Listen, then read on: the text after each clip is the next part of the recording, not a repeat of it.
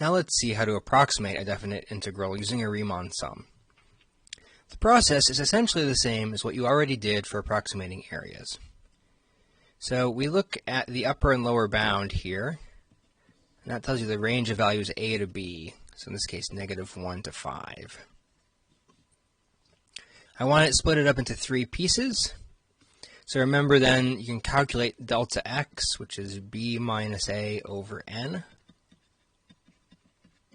And so in this case, we'll get a delta x value of 2.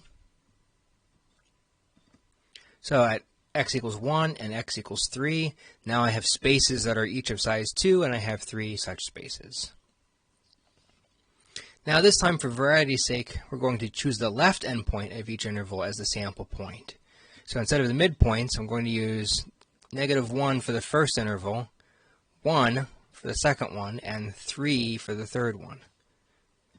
Remember, you should always have the same number of sample points as you have sub-intervals.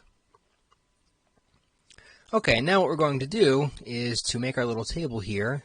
So these sample points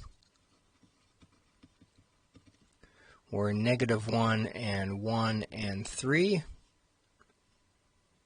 So now you're going to take f of those samples.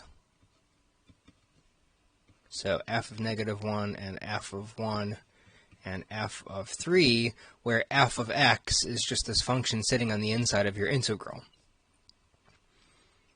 So f of -1 in this case gets me -3, f of 1 also gets me -3, and f of 3 gets me 5. And now remember, what you want to do is to add up a bunch of these terms that look like f of some sample point times delta x.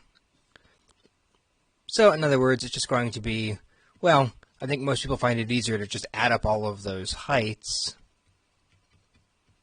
and then multiply by delta x at the end. So in this case, I just get -6 plus 5, which is -1, times delta x, and so my approximation is -2.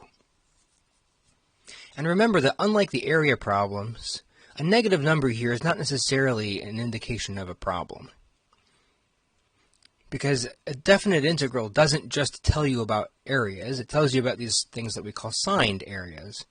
In fact, in this case, if you were to draw the graph of this, well, y equals x squared minus 4 is the usual parabola, but it's been shifted down some. So in fact, I have some area that is below the x-axis here and some that's above. So a negative answer is certainly possible.